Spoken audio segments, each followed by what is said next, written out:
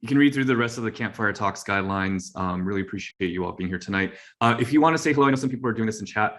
Please let us know your name, what camp you're with, and maybe where you are in the world right now. That way we can all see who's in the room with us. It looks like there are 86 participants, so it's a pretty good size.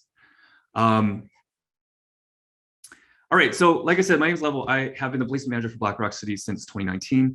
I have been on the placement team since 2014, placing in the 430 sector before I became manager.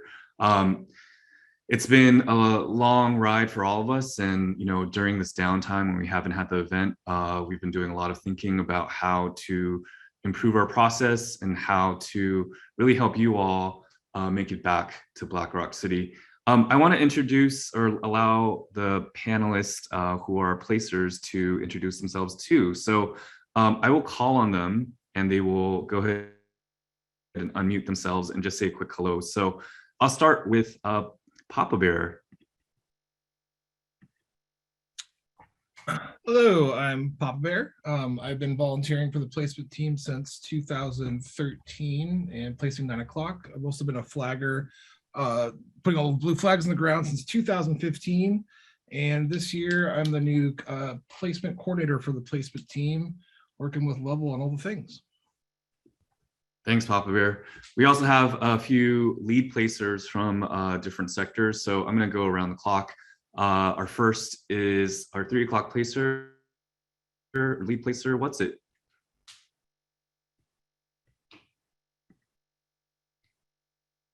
What's it? If you want to unmute, I don't know if you've done that, and then say hello. What's it? Still there? Okay, well, I'm going to move on, and then we can come back around the clock. We have our 430 lead placer, KGB. KGB, can you unmute yourself and say hello? I am unmuted, hopefully. Hi, everybody. KGB from Atlanta. I've been on the placement team since 2015, was with Gate Perimeter Exodus for 6 or 7 years before that. And I am the lead placer for 430 sector. Hi. Thanks, KGB. Next, we have 9 o'clock, and 9 o'clock is Monday as the lead placer. Hi. I'm Monday. I've been on the placement team since 2018, and I placed both 9 o'clock and 3 o'clock. And before that, I was a theme camp lead for 3 years. So I know what it's like from both sides of the forums. Looking forward to chatting with you all this evening. Thanks, Monday. And I think hopefully we have What's It back. What's It, are you there? And if you are, please unmute yourself and say hello.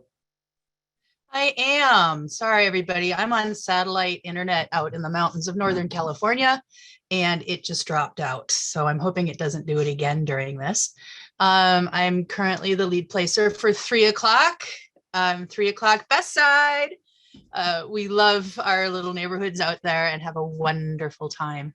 So if you're ever in 3 o'clock, look for 3HQ out there on 3 o'clock and say hi the next time you're out in the dust, which hopefully will be very, very soon. Thanks, What's It? All right, so that's our team tonight. We have a few other placers on the call. They might jump in and say hello as well, but I wanted to at least give some airtime to our lead placers. So let's now go to this presentation I prepared about the changes to the 2022 placement process. I wanted to give a little bit of context to why things have been changing. Just maybe before I dive into it, can you just do a show of hands? Raise your hand, even just wave to the camera if you've read the piece that posted in the Burning Man Journal about the placement process changes. Okay, I see most hands waving, so great. That excites me. That means that hopefully you're showing up to this conversation with a little bit more information. Yeah, okay, I see some applause too. Great, more hands popping up.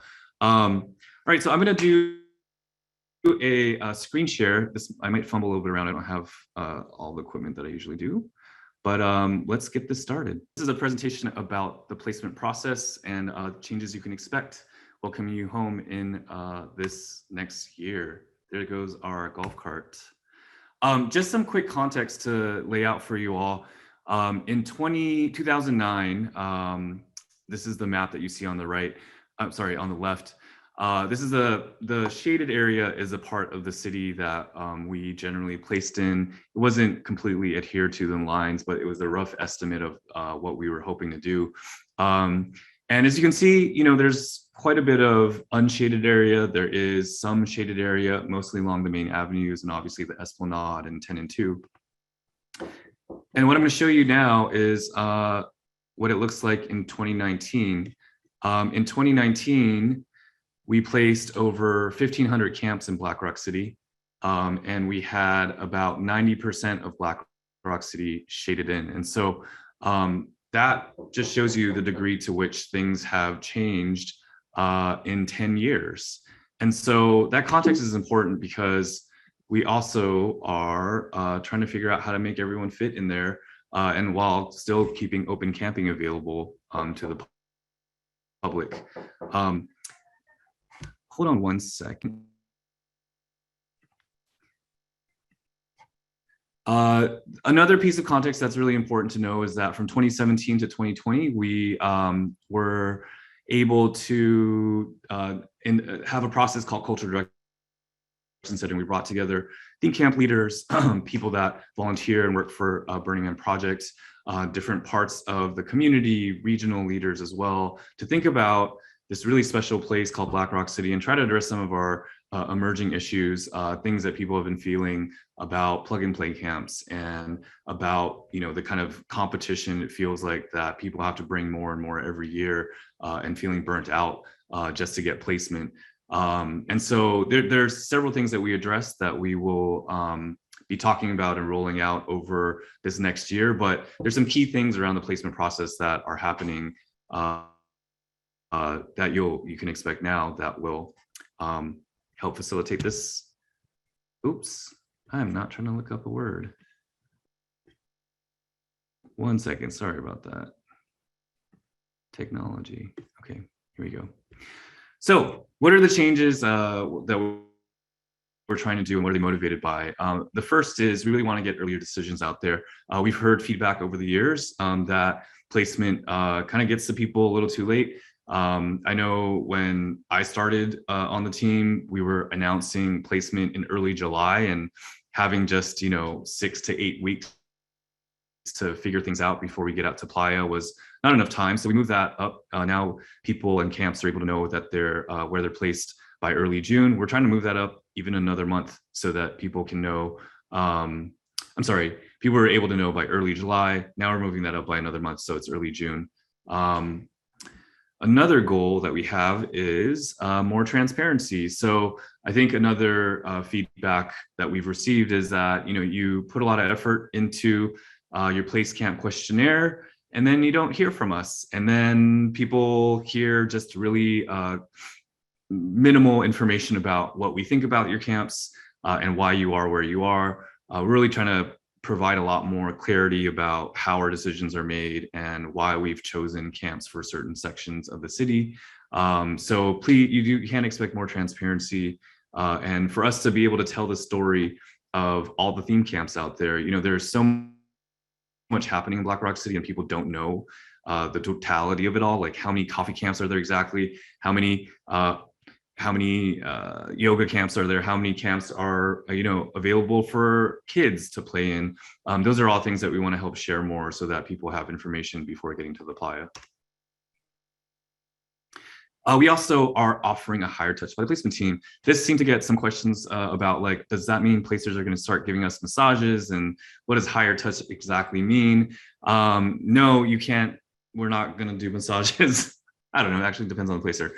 But a higher touch to us means that we can get to know you a lot better as theme camps. A higher touch means that we do our best to already respond to people in a timely manner, but kind of timelier communication. And higher touch means that the information that we get and the relationships that we build help us make better decisions. So you can expect that in 2022 and beyond. And then, we have, as an organization and as an event, committed to really reducing our carbon impact. And so part of that is acknowledging that we want to help camps connect better and share resources better. And so you can expect more in our process this year around that. And, you know, as you saw on that map that I sent over in 2019, we had, you know, 90% of Black Rock City filled with placed camps. There's a lot of interest in how do we manage that? You know, how do we manage that so we can still have space for new people and new camps? How can we make sure that there's space for just new ideas? And even old camps that might be, you know, coming back after many years off. How do we bring them back to a system that is really stretched? And then the last is a renewed focus on turnkey camps, plug and plays, convenience camping. I know that has been named many things. And the post that just came out last Friday already pointed to we will not be allowing for delivered housing in Black Rock City in 2022. So there's some real steps that are being taken to address this, while also making it clear to people how we do it when we find camps that might not be doing it right. So a few things that you probably already discovered if you've read the piece in the Burning Man Journal. We're definitely honoring our commitments around DGS. If you were allocated DGS tickets as a theme camp in 2020, we will honor those for 2021. I'm sorry, 2022. Forgetting my dates. We also will be guaranteeing placement for all camps receiving DGS. You know, that was a guarantee that we offered in 21 and we know received a lot of fanfare. We know it's, you know, we're continuing to live through this pandemic and trying to figure out how to make this work. We know there's a lot of interest to get out there, so we really want that to be an easy process for you all. So, you know, if you were good standing, you can be promised placement this next time around. And we actually want to encourage folks to take a year off. It might not be the year for you, whether that's because resources aren't aligned or people are just still trying to hold their lives together, or maybe you just have found a new hobby and Burning Man's not the thing. We're going to allow folks to postpone a year and continue to honor the guaranteed placement and DGS in 2023 if you take this year off. So consider that. You know, that is definitely something we want people to think really long and hard about. You know, part of the feedback we got through cultural direction setting was that people thought you had to come every single year in order to be in good standing with placement. That is not true. And we want to kind of pivot so that people know that you can take time off and that that we will still see you in the same light. All right, so what's new? Here's a few things to count on for this year. There is a statement of intent that we have launched. If you are theme camp lead or village lead, you should have received an email instructing you about how this works. You can access the statement of intent in the burner profile. And this is going to be a new step that we do every year for understanding if camps are growing or are shrinking or might be doing something radically different. It just gives us heads up so that we can kind of allocate the appropriate resources, think about the right size of DGS. You know, there have been cases, you may have experienced this yourself, where a camp wants to double in size and we can't really do anything about it. Or you want to shrink in half and you have a lot more DGS offered than you really need. And so we want to be able to sort of right size camps and how we resource them. We're also moving up the placement timeline. As you noted, or as I noted earlier, we are looking at announcing placement sooner. So that does require for you to provide information to us sooner so we can process that. There also is a differentiated timeline. So one, we are asking returning theme camps and villages to have an earlier deadline. For new camps and new villages, they'll still have the last Thursday of April to fill it out. And if you're an art support camp or a mutant vehicle support camp or work support camp, you'll still have till April to fill that out. Intercamp resource sharing. So we'll be able to talk about this more in a couple months, but we do want to help camps find each other, if you maybe you already know camps that you might want to share a generator with, or share other types of resources together with, or to coordinate your interactivity better with, so that you're not competing with other really cool things happening on your block. So the best way to do that isn't just to wait for placement to say, hey, we've mapped the city and here's who your neighbors are, but actually to form those partnerships before you get out to the playa and before you even apply for placement. And so we are working on building out a process and some tools to be able to do that. And providing neighbor context. I remember in 2019, if you were at the Theme Camp Symposium, we talked about this. There was wild cheers that went around about looking into this. So we will be providing neighbor contacts that are part of your You've Been Placed email. And it's going to be an opt-in system where people that, for whatever reason can opt out, but I think most people are going to opt in, and I hope you do too. That way you can also try to coordinate as early as June about different things that are happening on your block. And the last new thing to expect is post-playa report. And so it's funny, I saw someone make a comment that, oh, placement's trying to streamline things by making us fill out more forms. And it is true. I think that the streamlining, I think, will hopefully help you see that we're getting information as much as we're going to push out information. And it's a little bit of a two-way street. I think that we hear year to year about things that happen on playa. Obviously, with the size of our team, we're not able to get around to see everything at all times. And so this is going to give you a chance to actually tell your story, tell us what worked, tell us what didn't work. We hear all the time about camps that had some big idea and big plan, and something broke down in Reno or on the way up there. This is going to be a chance for you to tell that story, or some surprises that you learned just about your camp or about your neighborhood or your neighbors. So all that is going to help paint a bigger picture, or a clearer picture about what went on in your camp, on your block, in your neighborhood, for us to weave into our decision making. And the last thing is, I mentioned a differentiated timeline for camps, for new camps. We are, for the first time, going to be offering DGS as well to new camps. We're still, again, figuring out the exact specifics of what that'll look like. But I think this is going to be a nice opportunity for new camps to realize that they can come into the fold a little more easily too. In the past, people have had to sort of pull together tickets in different ways, whether through the main sale or kind of cobbling together amongst their burner network a way to access the event.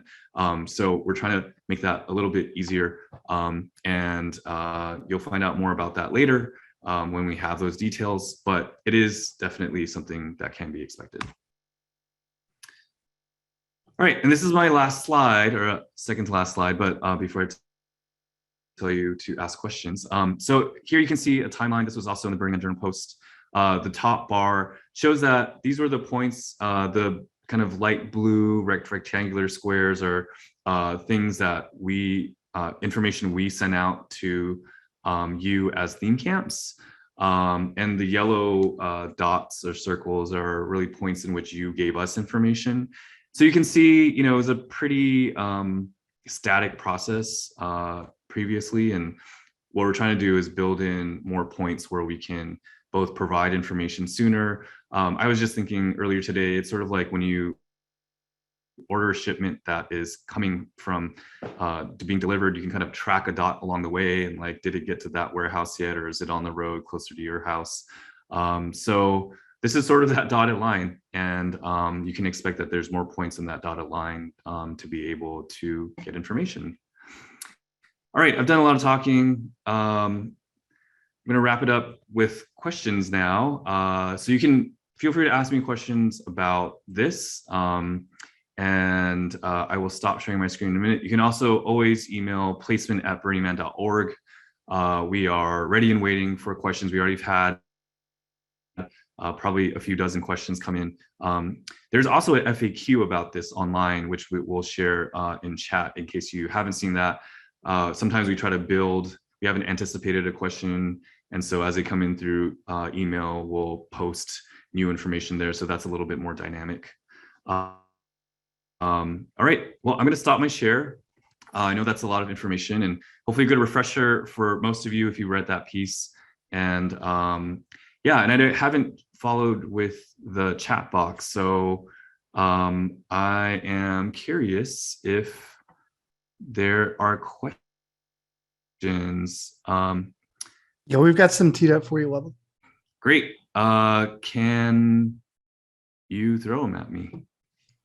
Sure, Leslie or D-Rex, you guys want to do that?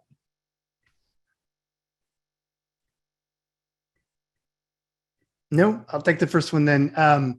This is from Ellen Ho / Fairy Godmother. Can camps postpone for more than 1 year? Please clarify. At this point, we are saying you can postpone for 1 year.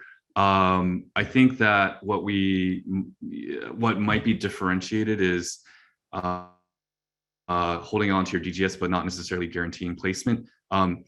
Where if you think it from a systems perspective, the more folks that we are dedicating space in the future, the harder it is to make adjustments to anything we're trying to do. And so, this is all an experiment, and we want people to kind of be on board with the fact that we're trying to adapt to the demand of people wanting to go to Black Rock City and everyone sort of being entitled to a space, but also taking a step back when they need to. So I can't commit to anything more than a year right now, but I think we will kind of cross that bridge when we come to it, and that bridge will not be here for at least another year. So I don't think we're gonna.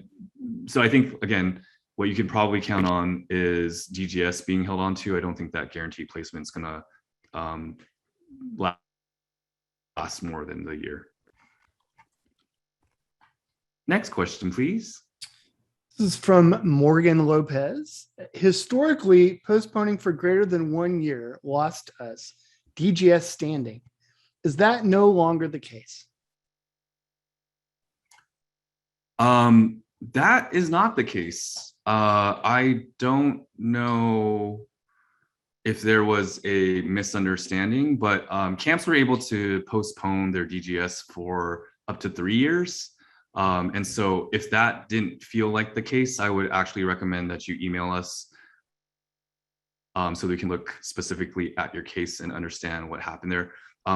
Sometimes what happens was camps fluctuated their size year to year. So something might have happened where there was a jump that was based on your population change that you weren't anticipating. That's kind of my best hunch right now. But I would say, if, please email us and we will gladly look into it and try to kind of solve the mystery of that, because we were able to honor DGS postponements for up to 3 years in the past.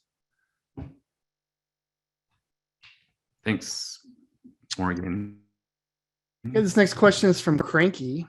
This involves some algebra, so prepare yourself. An established camp with an allotment of X DGS tickets will be merging into a village with Y DGS tickets. How do we ensure that the now larger village will get X plus Y DGS tickets?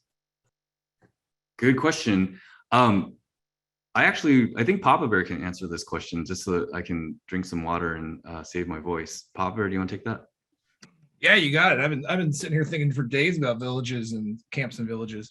So a returning theme camp that wants to join an existing village should fill out an SOI as a returning theme camp, and we will allocate DGS tickets to that theme camp based on their SOI.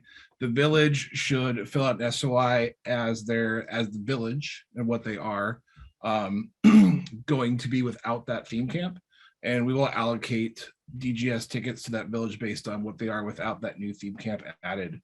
Then when the place camp questionnaire comes into play, the village should fill out a PCQ, place camp questionnaire for the village, including all camps, including that new one that's joining them.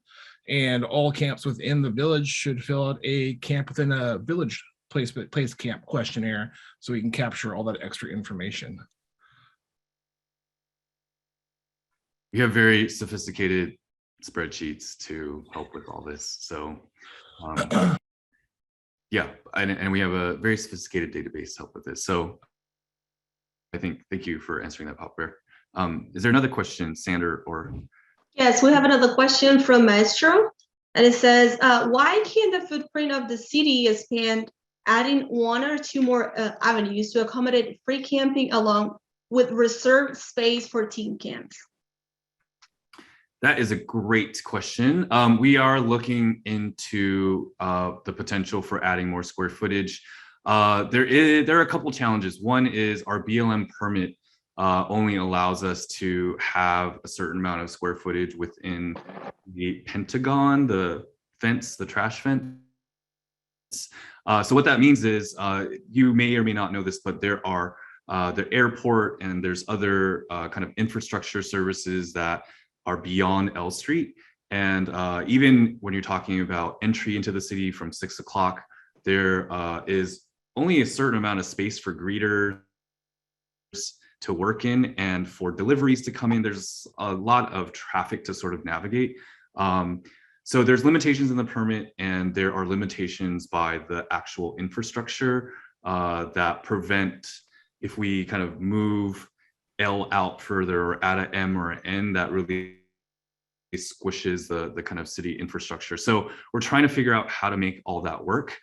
There are some solutions out there. I think the final constraining factor that people should know about is that with every extra block in Black Rock City that needs to get built, that's that much more watering and that much more, that many more like porta potties to add to the existing infrastructure. And so that creates a lot of logistical challenges, both in terms of how much water we need, how much gas we need to power those water trucks.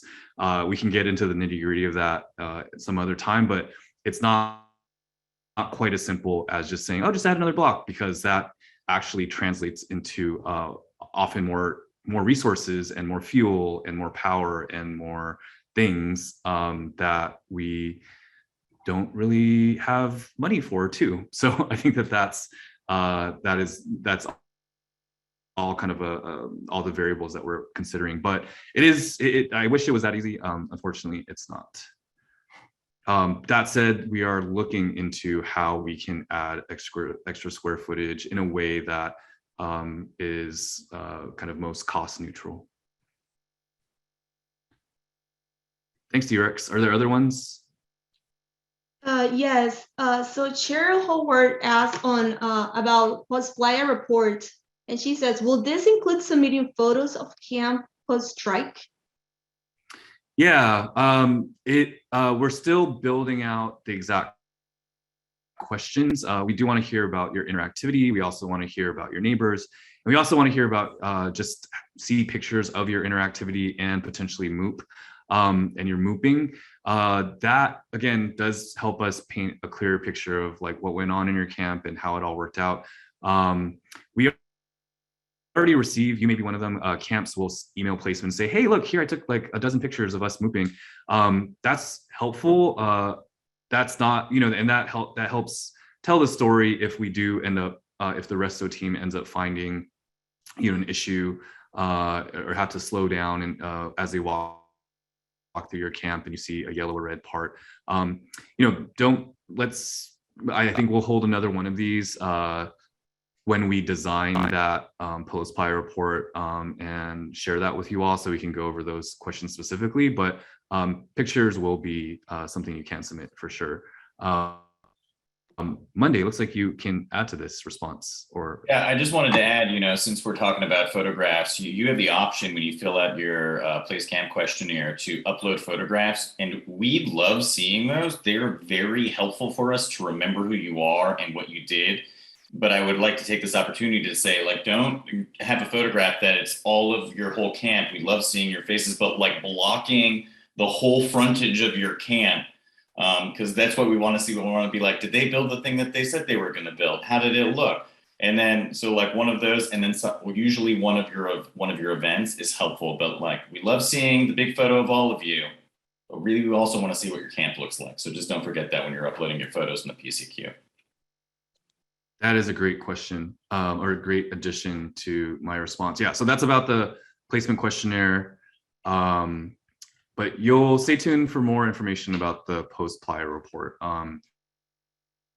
And I think I just noticed that someone said this is about dumping that might occur. Yeah, you can definitely, share more information is better, I guess. And I think we're only gonna be limited by the number of, you're not gonna be able to post lots of pictures just based on our data capacity. But you're always welcome to email us if you need to further elaborate with beyond the space that's provided. So placement@burningman.org. I'm going to probably repeat that email a few more times tonight. But that's always a great way to reach us and let us know the full story. I have another question. Morgan is saying, our camp historically was placed in the 430 portal. We changed to another neighborhood in 2019 and would like to return to the 430 portal. Do we contact our area placement person directly? I'm gonna, I think any placer could answer this question, but let's ask KGB. Yeah, I wrote a response basically that just said, when you fill out your questionnaire, just request 430 as your first choice sector. And that's it. Yeah, you don't have to try to contact KGB directly. We have our system allows for camps to place, kind of say your preferences about where you want to be, and then we take it from there. Does that mean you're gonna absolutely get that spot?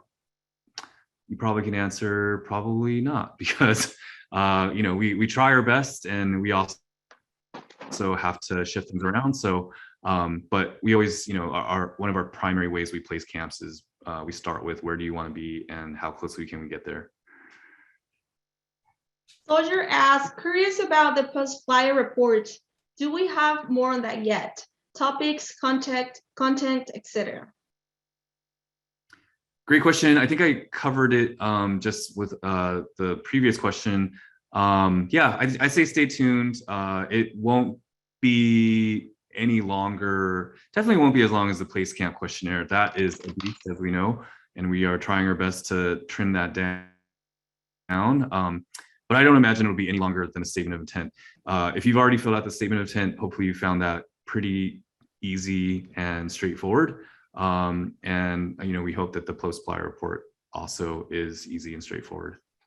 And again, we will share more information when we have it. We are kind of working on probably sharing that sometime later in the spring.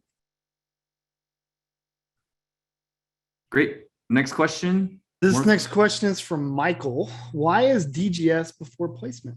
Wouldn't it be better if placement came first so that non-placed camps didn't get tickets? That is a very good question. I'm curious if there's a placer that wants to try to take a stab at this question.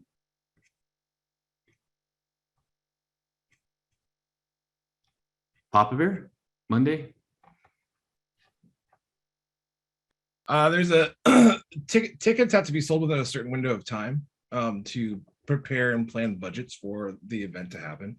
And if we were to move the placement timeline up to accommodate when tickets have to be sold, we'd be looking for you to fill in place questionnaires in like November of the previous year.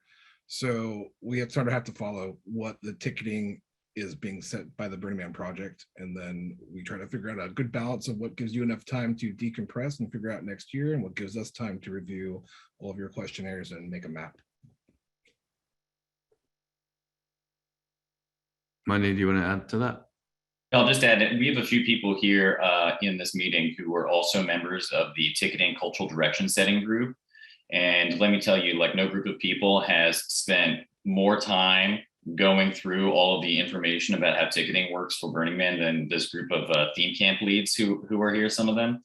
You should give them a big round of applause, because they worked so hard and had through all the conversations that you all have online all the time about how to improve ticketing. And let me tell you, is very difficult. There are a lot of constraints on the way that the system is organized just due to timing, like Papa Bear said. So there's a lot of things that would be better from a user perspective, right, for the people in the community, but don't make sense from an organizational and budgeting standpoint.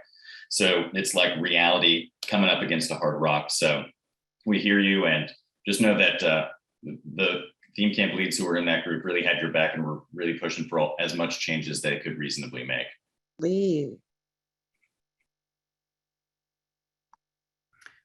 Thanks, Monday. Yeah, and I'll also add that, you know, I think with the invention of this statement of intent, we'll have an earlier tool to sort of assess what the demand is, rather than wait until April when we're already kind of further along, and those decisions at that point can make or break a camp. If we have a lot more of a clear sense of who's coming and how they want to come earlier on, you know, that hopefully aligns a little bit better with the date of the DGS sale. But, you know, there have been surveys that have gone out in the past about, would you rather see, you know, the main sale first or DGS first? And it was really clear that people felt like DGS is more important to do first than the main sale. And there's been, and I can, do not be surprised if there is yet another survey that comes out sometime in the next year to try to assess how and when is best to start releasing those tickets and in what ways, because I think we are going to be doing some reevaluation of how this all works. DGS was born out of really it was a bit of a Band-Aid fix that happened when you know, the ticket sale ran out for the first time. And so rather than kind of building a bigger Band-Aid and building on that, we're trying to reassess overall how this whole system works. But I don't want to, you know, plant any seeds too soon. Just know that we are, you know, these things are being thought of. And I think especially with the time that we've had off, we want to make sure that we make the right moves as we move forward, and get all your input in that. All right, good questions so far. Some DGS stuff, some report stuff. Are there other ones? Yeah, process check here for your level. I mean, we probably have queued up maybe 10 to 15 more questions, so we'll just keep tossing them at you. Yeah. This one's sort of in the same vein. It's from Holly. If you get DGS tickets but not placement, what happens? Well, in 2022, everyone that gets DGS tickets is getting placement, so that's not possible. And if you get DGS tickets, there is an expectation that you do come in and request placement. So I guess there could be a situation where, at least the way I'm interpreting the question, where a camp gets DGS and they decide not to be placed. I will say that will likely affect your standing with placement. We want to make it really clear that this isn't just a way to kind of do a grab for tickets and then to just show up if you want. You know, I think we all really believe that our theme camps are our best ambassadors and our best leaders in the community, and that you know, tickets are a really scarce commodity, and that you're gonna kind of dole them out right and not, you know, and I think there's gonna be a lot of trust here. We're trusting that you're not asking for more than you need and just the right amount. And we're trusting that if you say you're gonna come and build a big or small thing, that you build that big or small thing.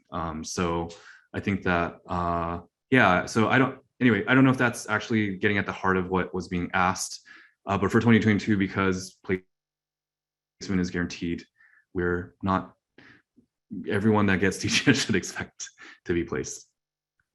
And again, that carries over to 23 if you take the year off.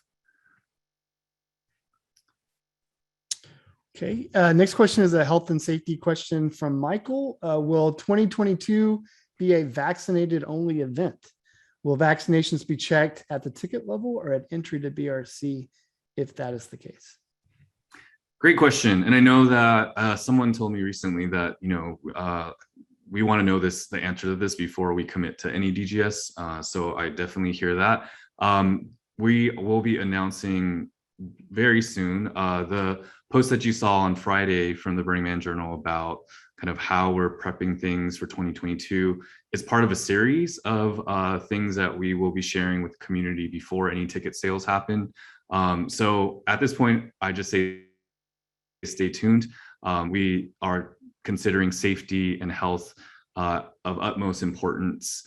And so what those specific measures are, I can't speak to right now, but you can, I think, safely assume that we are looking at a combination of vaccination plus, or in addition to, or in place of different types of testing. But yeah, I can't tell you the plan now because I don't know the plan now, but just know it is being planned. There was a COVID task force that was formed for 2021 when we thought we were going to have an event. They are, kind of people in medical field, scientists, public health experts, doctors, nurses that are burners, really looking at what the right protocols are. And I think that this thing is changing. I think that there clearly are new variants coming about, and the protocols that we state, when they're stated soon, may change in the summer. So we're all going to have to need to track that. But I think the communication that we'll send will help lay out the factors that we're considering and how our approach is going to work.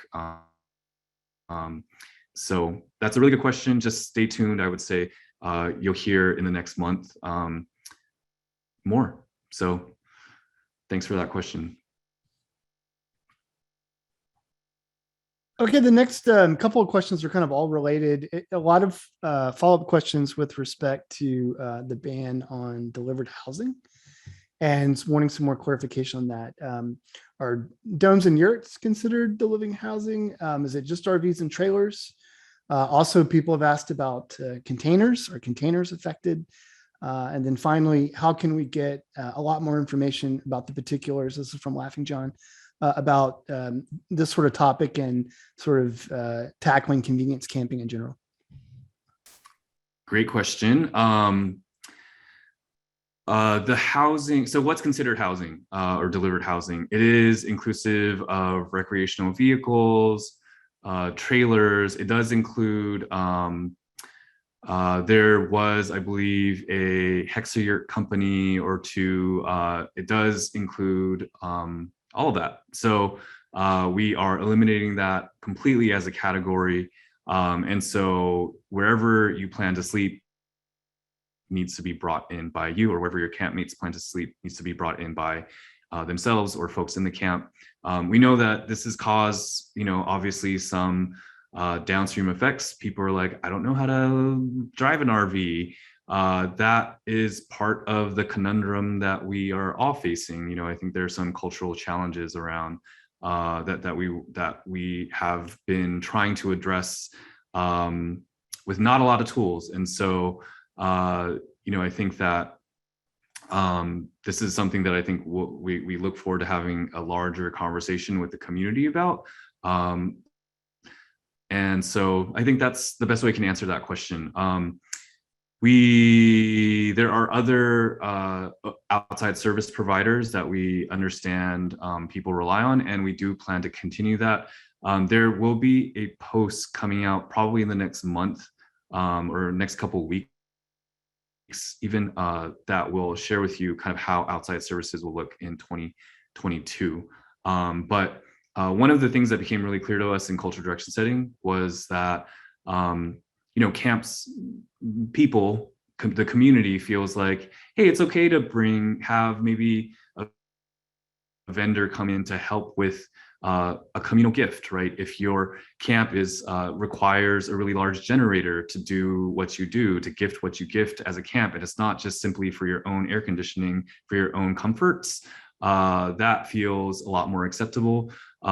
If it's really just to wine and dine yourself and your friends, that maybe that's not part of the ethos. And so outside services has really grown over the years, and we're honestly playing whack-a-mole a little bit around like what exactly is being delivered and how do we get a handle on it. And so this pause is really given us time to look at that closely too.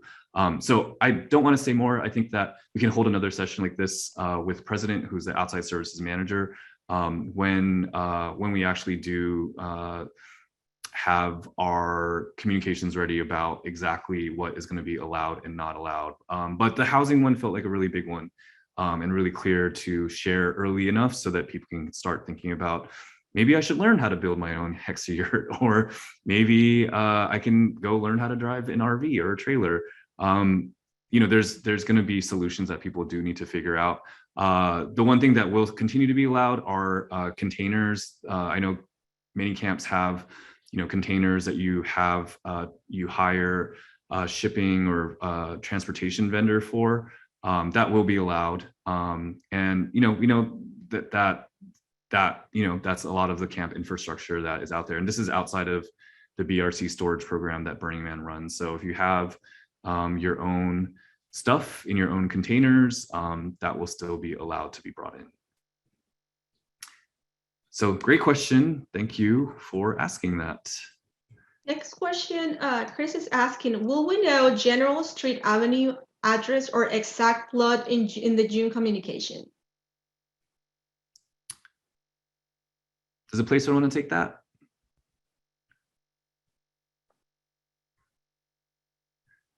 All right, I'll just go since you will still get your approximate location. Yeah, that's the short answer. You will get your approximate location, but you'll also get who your neighbors are if they opt in. And I know that sometimes people like to put the pieces of the puzzle together, so that might be happening. And people are free to do what they want with that information. But we will not be offering the actual map of the block. And that's, again, I know that is like a little bit of a point of tension. And I think we're gradually trying to get there, but there are some controls that we're kind of still need to be sure that we can fit everyone in together. If you're talking about placing 90% of Black Rock City, every square inch really matters. And we want to make sure that, camps show up and don't get into spots that don't belong to them. That has definitely happened in the history of BRC and in the history of placement. But I do want to let folks know we are thinking about it. That's why we have said we will at least give neighbor contact information. Some other things that we are considering, which I can't guarantee this year at least, or for 2022. If folks went out to the free burn or renegade burn, there was a kind of GPS map and an application called What 3 Words. There's also another one called Gaia that really pinpointed the specific location of a spot. That might be something that we try to implement in future years.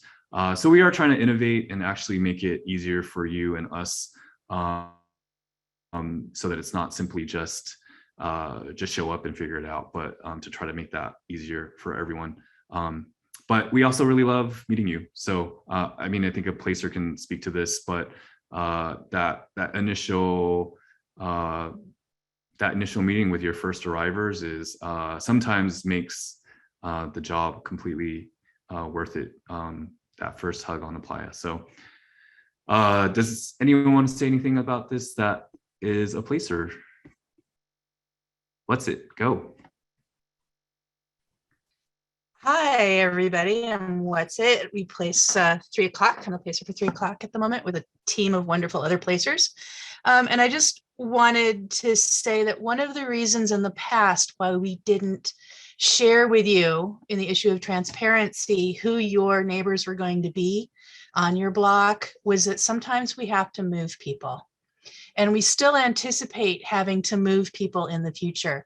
So while we are going to tell you who your neighbors are at the time of placement, there might be some wiggle room in there. Someone might need to get shifted across the street, or some other change might need to happen. So please hold that list of neighbors with a little bit of heart and a little bit of compassion for the placement team.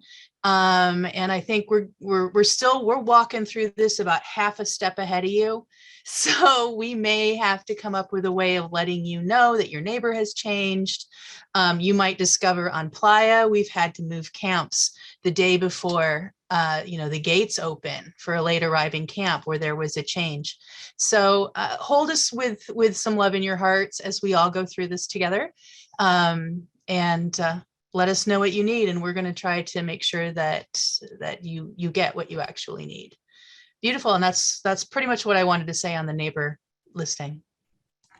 Thanks. What's it? Yeah, that is all true. And yeah, I think with the neighbor thing, the kind of converse of why of love is really being annoyed of who you're placed next to. We do ask that you respect the decisions, and if there really is some sort of terrible marriage that happens on a block, you can definitely speak to us. But I think that it's a complicated job, and so it's complicated to move any single piece. So again, the more information you can provide us up front, you can always tell us ahead of time in your placement questionnaire who you do want to be next to and who you don't want to be next to. And we do our very, very best to honor that. Okay, more questions. And Sure. Placers, feel free to, if there's something that is obviously something you can answer, I'd love to hear your voice instead of my own talking. Just jumping around a little bit to try and get some different themes in here. We just got a question in asking about new expectations with regards to interactivity, that there were new requirements or levels that were communicated right before Burning Man was canceled. What are the plans for those going forward? And how should people be thinking about, preparing for competition or lack of competition, or not competing or competing with respect to interactivity? Great question. I think Hep Kitten joined us and she wasn't able to introduce herself yet. So Hep, do you want to try to take a stab at this question? Yeah. Can you hear me? Yeah, great. Okay. So first of all, I'm Hep Kitten. I've been, because I got stuck with my CPA at work at my paying job, and was driving home when the meeting started. So I've listened to everything. I just couldn't talk. In the 6 o'clock placer, I've also placed 3, 4:30, and 7:30, and I've been doing this gig since 2007. It's a long while now. When it comes to the new criteria, I was on that CDS team that we worked on that for a very long time and had lots of discussions. One of the things that's hard to do with the criteria is we want to give you guys a set of guidelines so that you guys can figure out what you can do and how you can actually get placed and what we're looking for. And part of the problem is that there's this big, arms race with other camps, and everybody's trying to do it bigger and better. And then that turns into produced camps and plug and plays and things like that. And we're trying very hard to get away from that, because what we'd really like to see is things that are small and unique and different and very Burning Man. Like, you don't want to go to the same thing that you could go to in your home city. You want to go to do something that you can't necessarily do there. So we're trying to, one of the new things, most of the stuff is fairly similar to what it was before.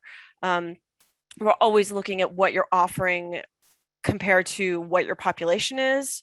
So, we want to see everybody in your camp involved in some sort doing something. But if you're doing something really unique that you may be the only camp doing it, that's something that we're going to try and highlight a little bit more than we have in the past, and make sure that it's, those camps that are doing something that are different and special and unique are up there with the camps that may be doing something more common, but doing it really, really well. Because there's a difference. You guys all know this from a camp that's just doing something and they're just kind of phoning it in, as opposed to the camp that turns it into a theme, and you walk in and people are dressed up and they're talking to you a certain way or whatever. Like, that makes a huge difference in the thing they're offering. And we're trying to make sure that, like, it's not about money per se, it's about your creativity, because we don't want it about who has the most money wins. We really want to get away from that. Thanks, Hep. Looks like Monday wants to add to that. I'll just add, like, be weird, like you're all a bunch of creative weirdos. We all love getting together and seeing what weird stuff we put together in the intervening time between when we last saw each other. Like, lean into that. That's the stuff we're excited to see, not just as placers, but like as participants at Burning Man. So, if it's something that you're going to tell a friend about when you come back to the default world, like that's the kind of stuff that we want to see. It doesn't have to be amazing. It can be intimate. It doesn't have to be huge and loud, but it has to be something special, and you're all special and you can all bring that. So that's really what we're looking for is that feeling that we're going to get. Thanks, Monday. Papa Bear. There was a follow-up question around other hours work, guidelines for hours worked on interactivity per camper. And we do have some hours up on the website, but we're actually going to change that and talking about changing that and taking that down because we don't want to create an arms race. And we think if we put a minimum amount of hours, your camp should be doing something based on the street type that you are placed at, that just leads to more arms race stuff. And really, we want everyone to do the beautiful thing that they're doing and not stress out about trying to be better than the next camp next to them. All right, let's see a couple more placer hands. What's it, KGB? Following on what Papa Bear says, it's not really about the hours. It's really about your entire camp contributing. And one of the things that we look for when we read your questionnaire is, hey, is everybody doing something to help this camp bring fantastic interactivity or support the people who are bringing fantastic interactivity? If we see that you've hired, a team of 5 guys or 10 guys to build your village, and then everybody else comes in on Sunday or Monday, and it's full of sparkle ponies of all genders, and the theme of the thing is not let's sparkle, then we might have to have a talk about that. We really want to see that everyone in your camp is bringing the ultimate weirdness of their own selves into your camp and building it and making it as fantastic as you can. And I'm clear. KGB. I think what's it said something, some of what I was going to say, and basically I know the question wasn't about how many hours the camp does, but how many hours the people in the camp participate in the interactivity. And yeah, like what's it was saying, we just don't want 10% of your camp to do all the interactivity and the other 96, or the other 96, the other 90% are, just lying around or going off and doing nothing. It's more about participation of people in the camp. It doesn't matter how many hours. It's just that we want a good amount of the people in your camp to be doing stuff. The other thing I'll add to this that is interesting to know is that we've also heard from camps to say, we've been doing a lot of stuff and do more every year and people aren't showing up to it. And I think part of the kind of collective thing that we're seeing is that if everyone's throwing a party, there's no one able to show up to each other's party because you're all busy throwing your own parties, right? Or workshops or whatever it is, your own gifting. And so, we're doing our best to think about how to best help people dial it back while still not letting kind of people freeload as well, right? I think that there is a really tricky balance and not a perfect science around it, but I think I always try to advise camps, do what's in your means and do what you can. And I think we're really understanding people, and we do get to see how things look across the board. Kitten mentioned things that are proportional to the size of your camp. And so, you're not expected to do what all the other camps that are like maybe twice as big as you do. So that's when I mentioned earlier, trying to be more transparent about the placement process.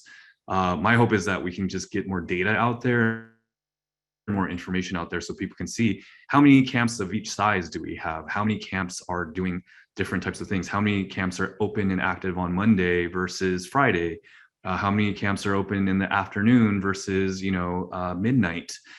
So those, I think hopefully that information, once we can share that, will help people sort of say, oh, well, this is where I fall. And is that more the median or is that really more an outlier? And do I need to change something in order to kind of fill something that's not there? Or adapt to kind of what I see the context being. So anyway, I think that's important to know that we really are looking on the whole as well as just for each specific camp. Hepkitten, go. Also want to mention, second everything. I love what all the other places have said here, but I also wanted to bring up something that hasn't been mentioned yet that we're working hard to figure out a way to measure, which is the more spontaneous camps. Because I know that I've had a couple of discussions with a couple of camp leads over, since the pandemic, that they have problems because what they do is really, really spontaneous. It's not like they have scheduled events that are like 12 o'clock, we're going to do this at 1 or whatever. It's like, hey, people are going to wander in and play music. And to us, that's like, are you just phoning it in or is this really what happened? So it's really hard for us to balance that against another camp that's very scheduled, but it doesn't mean that that's a bad thing. Spontaneous camps, I think, can be some of the most fun thing that you run into when you're on playa and wandering around, and some of the coolest things that you actually end up involved in. So it's hard for us to figure that out, but it's something that we are considering, and we are trying to figure out a way to make sure that we're accounting for everything that you're actually doing as opposed to what you can claim in a schedule or something like that. So I want to bring up that if you have an unusual camp, you're doing something weird and wacky and wonderful, you're doing something spontaneous, and you're not sure if it came across in the questionnaire to us, email us at placement and have a conversation with your placer and say, like, this is what we do. This is what a typical day looks like in our camp. Like, we don't schedule it, but this is what a typical day looks like. And that will help us a lot, because sometimes if you're just trying to go by what we're questioning to try and get information, it's hard for us to get a picture of what your camp's actually doing. Thank you, Hep. Well, that was a great set of questions because we got a lot of responses. Are there other questions? We have about close to 20 minutes left, so we can get some more in. I know that Sander and D-Rex are taking the cue. I would say I see a hand raise. Please just type it into the chat box and we'll catch it there. So again, trying to combine some of the questions that are on similar topics. Questions about, what are some of the resources that you guys recommend for camps to improve their infrastructure, for new camps that are trying to get out to the playa? And then the second part of that is, are there any plans you can share for the camp symposium? Great questions. I might actually turn to our camp support team folks that are on this call to take that first part of the question about infrastructure or just resources. Where can people turn? Does someone want to take that? I don't know if PETA might want to, or maybe Sandra yourself. Do you want to? Sure. PETA, you want to grab it? She's shaking her head, so I'll grab it. All right. So we had a post. I believe Leslie posted a long list of links into chat. If you scroll up, you'll see some of them. We'll post those again in a minute. There are a lot of really nice resources on the Burning Man website. If you go into the Burning Man website and just search for camp support, you'll see sort of an area on that website that will point you into some different directions. Camp support is an offshoot of placement. I don't know if that's how you would describe it, but that's really designed to support camps and help make your efforts to get out to playa and home again and get through the rest of the year as easy as possible. We have a help desk that you can email. There'll be a link there in the camp support area. There is an online resource guide which has topics broken down about each element of sort of bringing a camp out to the playa, from water, gray water, showers, power, transportation, food, all that sort of stuff. We also help put on with placement and other parts of Burning Man, the Camp Symposium every year, which is a workshop. It's been a day and it's been virtual over the last couple of years. It may morph into something else this year. But the idea is to bring a lot of people together and a lot of voices together in a format that isn't too dissimilar from this one, that allows you to ask whatever questions you want to ask, and then facilitate other resources or other opportunities to interact with camp leaders of a variety of tenure, that you can sort of have follow-up discussions or connect with folks that can help you more substantially. And if you need a lot of extra help, Camp Support offers a mentorship program where you can be matched with an experienced TCO who will help you tackle specific issues, from starting a new camp to dealing with transition to a really thorny problem with respect to resources. Or, if you're one of the camps that's trying to navigate a change in an OSS this year, or in how much convenience camping you're offering, there's a lot of resources and people there to help. That's a very long-winded response, but hopefully that's a good survey. Check chat for a bunch of links that you can use to follow up on. Thanks, Sander, for taking that. There was a second part to your question. Could you repeat that?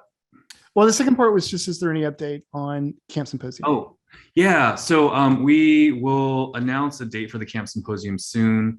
It will likely be sometime in mid-March, before the placement questionnaires due for returning theme camps and villages. So we don't have the exact dates yet. There's also some thinking about not only hosting a virtual thing like this and how we've done it the last couple of years, but there may be an in-person component as well, or at least an in-person happy hour. I know that folks are really dispersed across the world, but there is a higher concentration of folks that are in like the Bay Area, for instance, or Reno. So there's some ideas about that. I will give a pitch real quick. If you're interested in helping to plan it, if you want to help kind of be behind the scenes and coordinate, we actually are looking for volunteers. And we, for folks to organize your own workshop session, or to help coordinate all the workshop sessions, or to coordinate the fun things that we do outside of the workshop sessions, please email placement@burningman.org, or there's also a camp support@burningman.org that we are looking for volunteers for too. So we have a couple really key former or volunteers that can't commit as much time this year, who've worked on the symposium in the past, and so some new energy and blood is definitely welcome. All right, more questions. And thanks everyone. I know that I can't keep track of chat that well, so appreciate just the dialogue that's happening there and people jumping in there. And the next question asks, will the org honor the 2021 placing allocation, or only 2020 placing allocation of tickets? Oh, good question. Our baseline is 2020. We know that there were some adjustments made. Some folks were gonna, a fraction of your camp was gonna come in 21. So we're actually using 2020 as the baseline. So I know that in the email that was sent out, it was probably your 2021 number. Feel free to email us about that. Some people already have, to let us know, wait a minute, there's something off here. Again, with our spreadsheets and our tracking systems, we're able to kind of understand what happened. And so that's what we're noticing may have happened to your camp if you feel like you've gotten a reduction. And so we are willing to honor what you had in 2020. The other piece of this, though, is the statement of intent does allow people to request more tickets or less. And so we're going to have to sort of see on the whole what the kind of total is, and if we can make adjustments to give some people more if that's possible. So again, it's an honor system. Please tell us what you need and we will do our best to see if we can meet that. But 2020 will be our baseline. Thanks. Next question, or are there others? So yes, a person here generator asks, our camp received 2020 DGS tickets. However, we had many noise complaints in 2019 that we are working on to address. And then said, if we aren't in good standing this year and don't get placed, what can we do? What can we do this burn to get placed next year? How can a camp go from not being placed to getting placed? Good question. If your camp is in not good standing or in limited standing, most camps in Black Rock City are in good standing. So I want to just be clear, this is a very small group of camps. I would say first, definitely email placement at. I plan to communicate with you directly to kind of show you the path towards DGS. And essentially, kind of generally speaking, what we want to do is kind of put people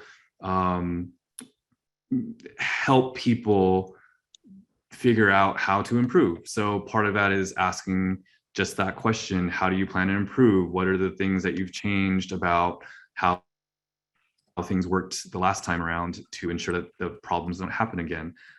So, sometimes that's about, leaving no trace. Sometimes that's about relationships with neighbors. Sometimes that's about, maybe they misuse WAPs and pass them on to, people outside their camp. There are rules that we do kind of uphold, and we just, again, want this to be a good partnership between you and us, and to be able to trust that we can count on you to be awesome citizens of Black Rock City. So if you have a specific question about your camp, again, just email. But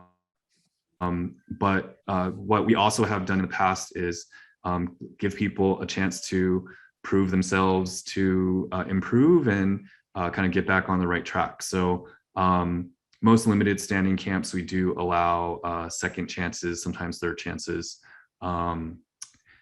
It's really based on the story and the context and what's going on. So I know sometimes camp leadership changes year to year, and there's some lack of continuity that affects things. So, we get all the stories. So just know that we are here to work in partnership and figure out how to get you back on track. Papa Bear. I also want to say that we have a camp mentorship team set up that are theme camp leads who are willing to work with you to help improve you on anything. We sometimes will recommend camps that are limited or not in good standing to go and request a mentor and work with a mentor. But even if you are in good standing, but you still have some questions, or you'd love to talk to an experienced theme camp lead, you can sign up and get a mentor and work with them to deal with whatever questions you've got. I don't have that link for that form right now, but I can try to find it, or maybe someone from camp support can drop that. Thanks, Bobby. That's a really great suggestion. Yeah, we do recommend that. Usually when we tell you that you're in limited standing or not good standing, there's a few different things that we say we are looking at and want you to do. And among that is the option of getting an advisor. I think there's some advisors on this call right now. So thank you. I saw some faces that I recognize. So thanks for volunteering your time to help your fellow camp lead. Right, advisor program, not mentorship. I don't know why I got the names word mixed in my head. They're advisors, not mentors. They're both advisors and mentors. Okay, next questions. We probably have time for like 2 or 3 more. Okay, the next person asks, will the placement team be monitoring the camps that receive DGS tickets? In the past, there were camps that said they were much larger than the amount that attended. Almost everyone in their camp received DGS tickets. That is a good question. So are we monitoring to a degree? I mean, we, again, we don't have spies lurking in every corner for our team, but we do, drive around the city, and we love seeing it grow, and we love helping you all build it. And so our eyes are aware of what's going on. In 2018, we started a new team called the Cab Survey Squad. I think probably many of you also volunteered for that. I see some CSS kind of people that are part of the coordinating team on here. But that's, in 2019, we were able to cover about 1,000 camps, which was really impressive. And our hope is in 2022, we cover them all. They get information as well about just what's going on in each camp, and what feedback do you have for placement. So that's not really monitoring. It's just sort of getting a sense of like how things are going throughout the city. And, there are folks, we work really closely with rangers and folks like that to understand kind of the full picture of how, all the departments are working with camps. I will say that, the other thing to know is that DGS isn't evenly distributed. We aren't able to fulfill the needs of all DGS that's needed for every single camp. It is still intended for the core group, and I think we have different formulas essentially for the sizes of camps and the sizes of groups, and so what you will probably find is that the largest camps aren't getting as many and smaller camps are getting more per person. But ultimately, no one's getting 100%. I honestly think if that happens, it's really more out of luck. Yeah, maybe that they got more and people dropped out than what they said they were going to do. So it is, again, it's an honor system. We are not here to be a police state, and we're not here to be a police team. We are really here just to say you're bringing something really amazing and spending a lot of your time and effort to coordinate that to bring to the rest of the community. And we want to be fair. And so I think that's the best way I can answer that question right now. Monday. Yeah, I'll just add that, you know, we get asked this all the time, like on Playa too. And I would say, if you are concerned about a camp or you see something that doesn't feel right, like, you can email us, you can tell us, we exist, like, send us an email.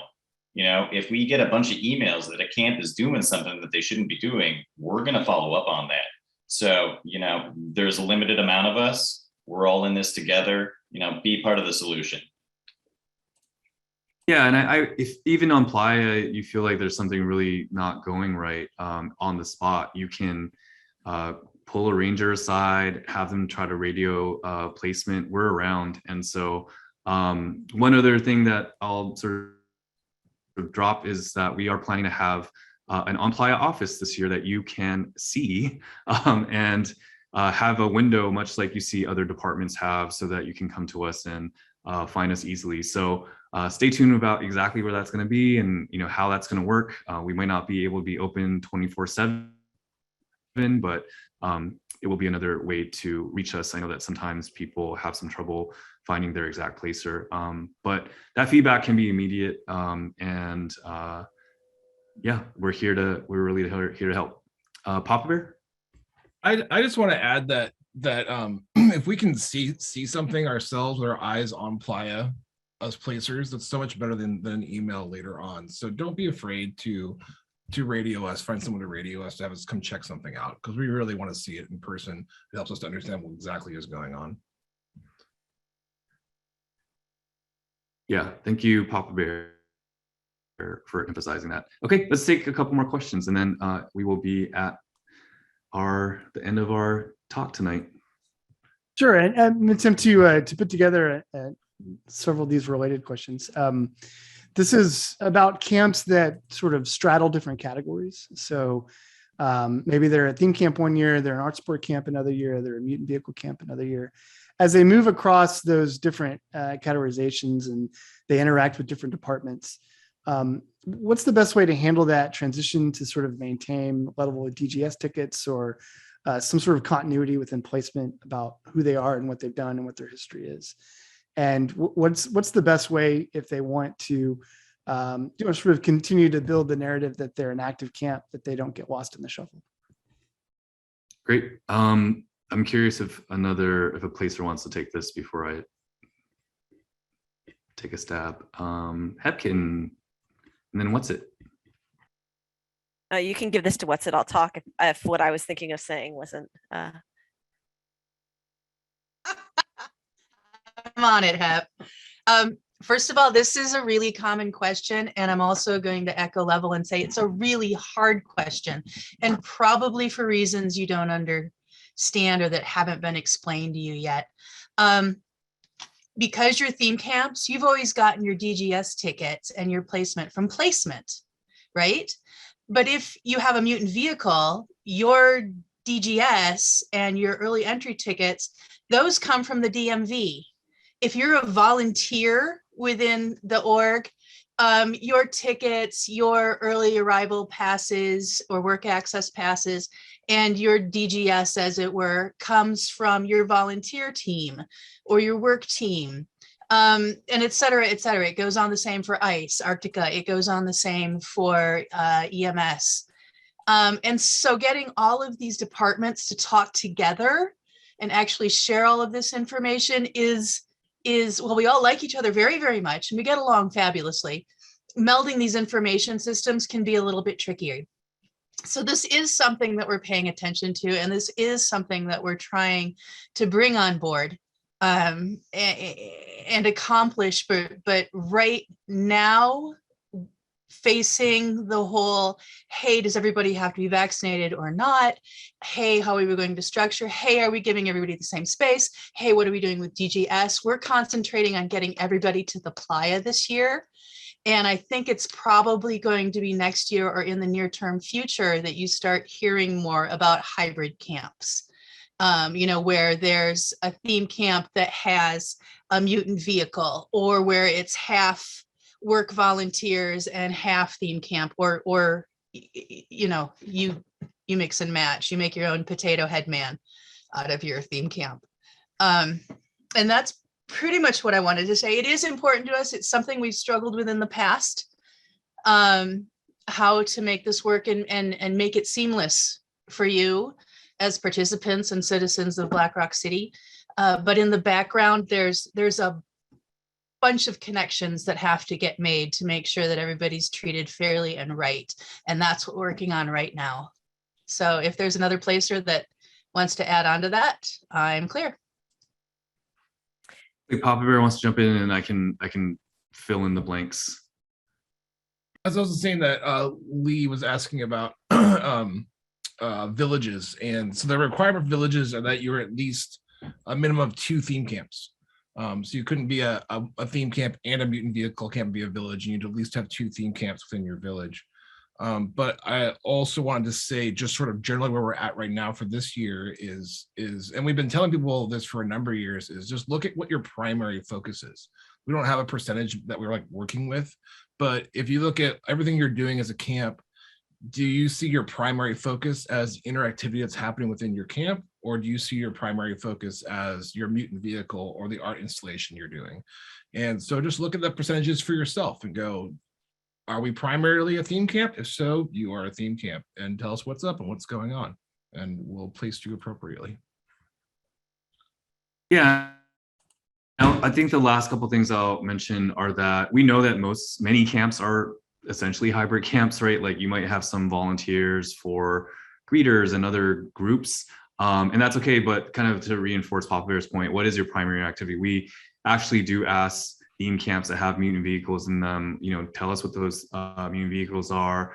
If you have an art piece that you're working on as a theme camp, tell us what those are. So we do capture that information and then do loop back with the departments at what it's talking about to sort of connect the dots, and then try to figure out an appropriate way to sort of size them all and figure out how much resource they're all getting. The other thing that I'll say too is that you may not have caught this as well just in the last couple of years, but we are moving into a system where DGS is for what you're planning to do this year. So gone are the days of, hey, you did a great job, here is an allocation of tickets. It's going to be, you did a great job, you are eligible for a batch of tickets, and fill out the SOI and we will determine how to move forward. So you're not going to automatically be kind of given access to a ticket sale without participating in the SOI process. And rather than be the only requirement for access to DGS tickets through placement, it will be kind of an eligibility requirement to be in good standing and to have done well in previous years to be able to access the next set. So it's I don't know if it's a major or minor nuance, but it is a nuance because I think folks are probably used to just like, if you're a camp lead saying, oh, wow, okay, here's my batch for this year, I'm ready to go, or whether or not I'm even going to come. And so we really need that sort of commitment to come to continue to allocate. So that might address, I don't know if that's exactly what the person asking was getting at, but that does shift it a little bit of ways where that, so we're actually more forward looking, and that's a lot more like how the DMB does it and how the art department does it. They're asking, are you building an art piece this year? Are you bringing an art car this year?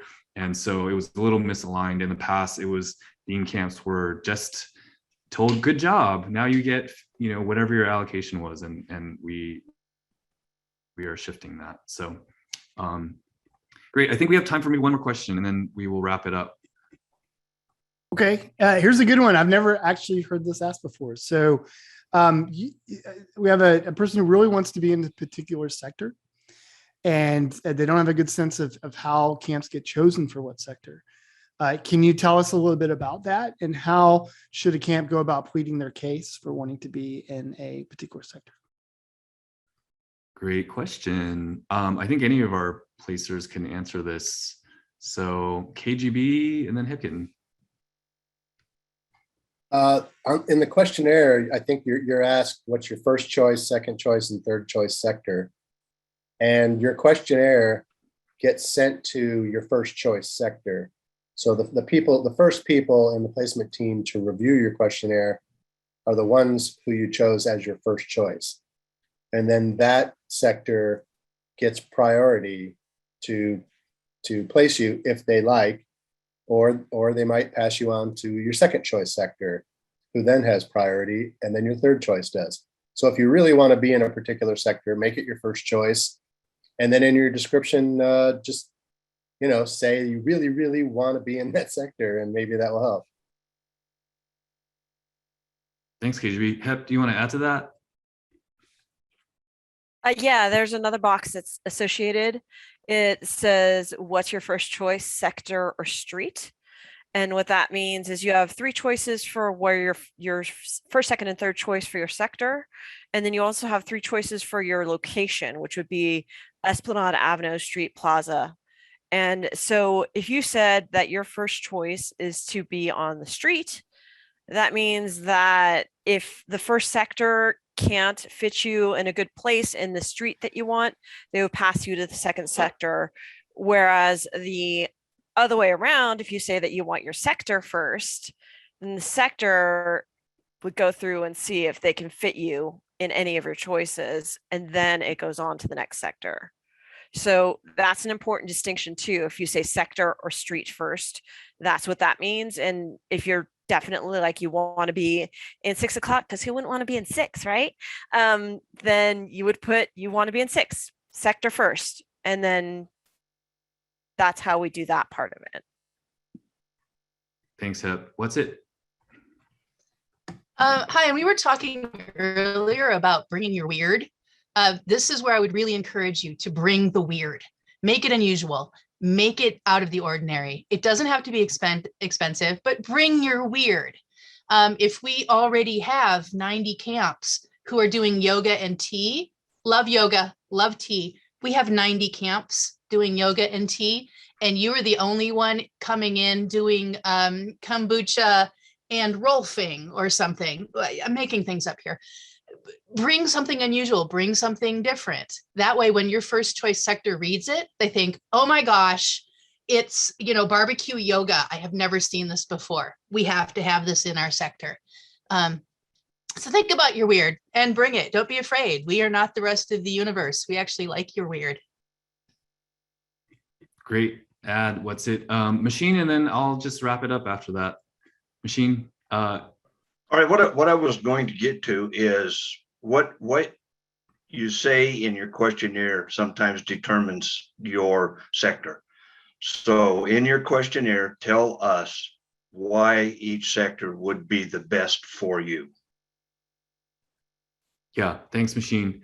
Yeah, I think we do our best, and I do want to remind people. I think sometimes you're not going to get your exact location, and if you go to Burning Man enough, there's probably going to be a year that you get something completely not where you want it to be.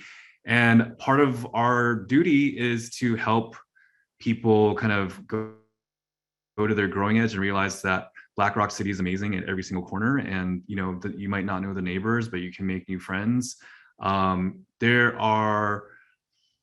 There are people that just want to get to Black Rock City to just get a spot anywhere, and so to start nitpicking that you didn't get your first choice is in the bigger picture hard for us to swallow, because we're saying, hey, you actually get a spot here. So just know I do encourage people to try to have an open mind about where you're located, and have an open mind about if it's not your first or even second choice.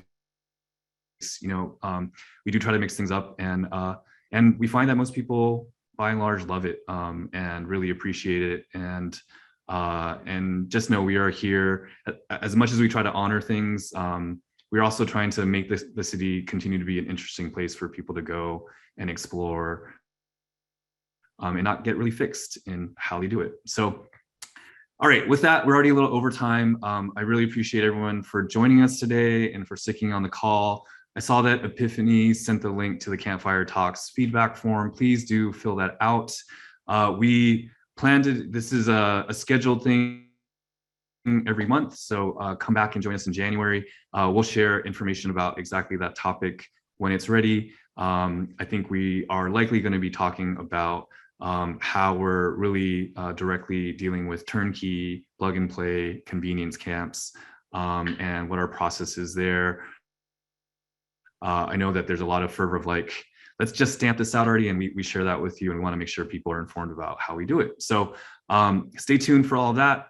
Again, if you want to volunteer for anything, we are a volunteer culture and community. I want to thank all our volunteers tonight from the camp support team to help produce this. Also, thank you to the placers. They're an all volunteer team. A lot of times people think these people are raking in money in this job, and they are not.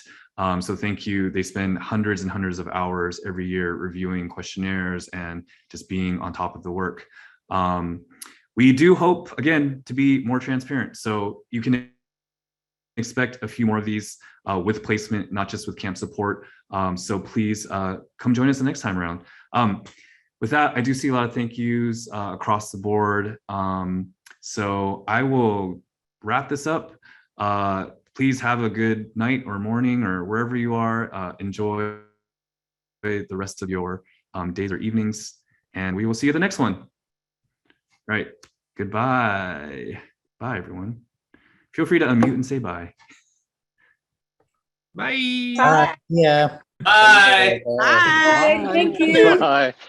Thank you very much now. This was great. This was fabulous. Thank you.